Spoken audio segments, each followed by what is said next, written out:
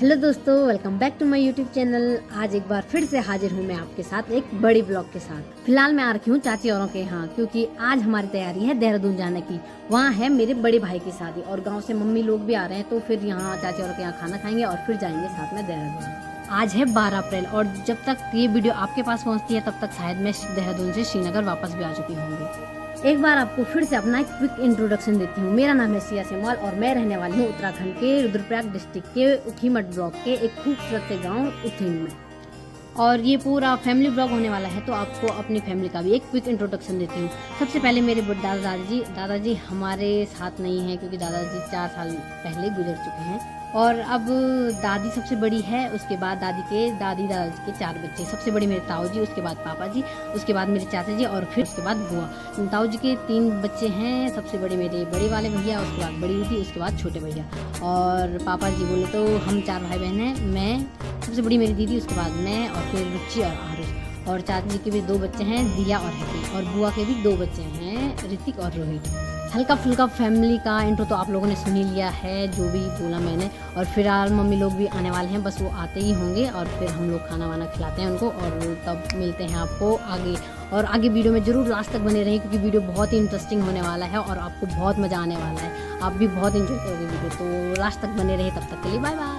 Mummy papa दादी और छोटे दादा दादी जी भी गांव से श्रीनगर पहुंच जाते हैं। फिर हम सब लोग खाना खाते हैं और निकल पड़ते हैं देहरादून की तरफ। चाची और हैप्पी वहाँ 2 दिन पहले ही पहुंच गए हैं और यहाँ से मैं, दिया, आरुष, चाचा जी और घर से मम्मी पापा और दादी जी भी आज ही जा रहे हैं। यहाँ बच गए हैं तो बस प्रिया और रुचि। इनका आज न आने का कारण ये है कि कल यानी 13 अप्रैल मतलब मेहंदी वाले दिन 2 से 4 बजे तक प्रिया जी का एग्जाम है। तो अगर हम सब लोग आज ही निकल जाते हैं तो मैडम जी को अच्छा नहीं लगेगा, इसलिए वो रुचि को अपने साथ श्रीनगर ही रुका देती है। तो कल शाम को पेपर देकर वो दोनों जीजू के साथ सीधे मेहंदी पर ही पहुंचेंगे। चलो हम तो चले भैजी की बारात में। सफर का आनंद लेते हुए हम लोग पहुंच जाते हैं देवप्रयाग में, जहां पर अलकनंदा और मंदाकिनी नदी का संगम है। दोनों नदी के इस पवित्र संगम से आगे इस नदी को गंगा मैया के नाम से जाना जाता है और WWF के द्वारा इसे पवित्र नदी का दर्जा दिया गया है। आगे बढ़ते हुए हम पहुँच जाते हैं योग नगरी ऋषिकेश में। यहीं से गंगा नदी पर्वतीय क्षेत्र को छोड़कर मैदानी क्षेत्र में प्रवेश करती है। ऋषिकेश पहले से ही पर्यटक स्थल रहा है, पर अब ये और भी ज्यादा उभर कर सामने आ रहा है, क्योंकि यहाँ rafting, bungee jumping, giant swing, flying fox जैसे कई सारे एडवेंचर किए जाते हैं और कैंपिंग, ट्रैकिंग जैसे कई सारी एक्टिविटी भी की जाती है, जो यात्रियों के लिए एक आकर्षण का केंद्र बन जाता है। ऋषिकेश की गंगा आरती भी बड़ी प्रसिद्ध है। संध्या के समय कई सारे यात्री और श्रद्धालु लोग इस भव्य और दिव्य गंगा आरती के दर्शन के लिए यहाँ पहुँचते हैं। इसके अलावा बात की जाए तो विश्व प्रसिद्ध पतंजलि जी का आश्रम भी यहीं स्थित है और कहीं न कहीं शायद ऋषिकेश को योग नगरी कहने का कारण भी यही है। शहरों की इस बढ़ती गर्मी से लू चलने लग गई है।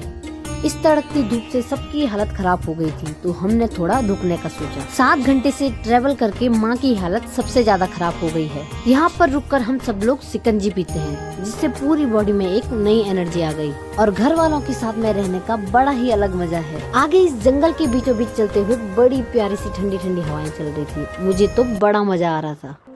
डाली डाली फूलों की तुझको बुलाए रे मुसाफिर मेरे उत्तराखंड में। बादलों के ओढ़नी वादियां गीत सुनाए मीठे मीठे मेरे उत्तराखंड में। पूरे 4 घंटे से भी ज्यादा लग जाते हैं श्रीनगर से देहरादून आने में, और ऊपर से ये गर्मी और ट्रैफिक। उफ, यहाँ पहुंचकर पूरा पारिवारिक माहौल बन गया है। घर के सारे बड़े मिलकर अपनी बातें करने पे लगे हैं। फिलहाल किचन वाला डिपार्टमेंट चाची और ताई जी संभाल रहे हैं और बड़े भैया यानी दूल्हे राजा भी इनकी पूरी मदद करने पर लगे हैं। जो ये बीच में बैठकर घूम घूम के बातें कर रही है, ये है बड़ी दीदी, और इसकी तो बातें ही खत्म नहीं होती यार। माना सारे लोग बहुत टाइम बाद मिल रहे हैं, पर ये लोग तो कहीं भी शुरू हो जा रहे हैं यार। होगी सबकी दुनिया एक जैसी, पर हमारे छोटे डॉन की दुनिया तो बड़ी अलग है।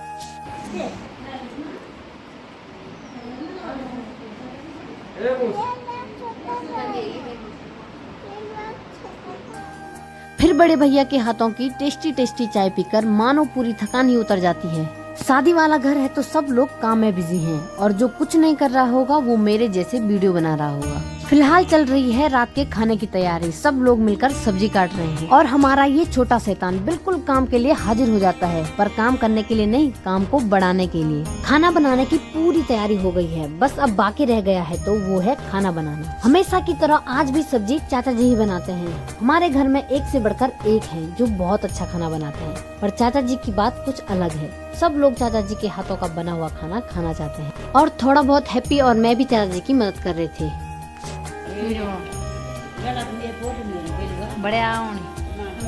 सबसे पहले बड़े बुजुर्गों और छोटे बच्चों को आराम से बैठाकर खाना खिलाते हैं और फिर बारी आती है हम लोगों की। हमारा परिवार इतना बड़ा है कि हमें खाना बनाने के लिए बड़े बर्तनों की जरूरत पड़ जाती है। बड़े परिवार की तो बात ही अलग होती है। और यहाँ बैठे हैं हमारे घर के IPL प्रेमी। व्हाट्सएप स्टेटस की तरह मेरे घर में भी CSK और RCB के बीच खूब जंग छिड़ी रहती है और सब लोगों की तरह यहाँ भी ड्रीम 11 पर करोड़ों जीतने की चाह लगी रहती है।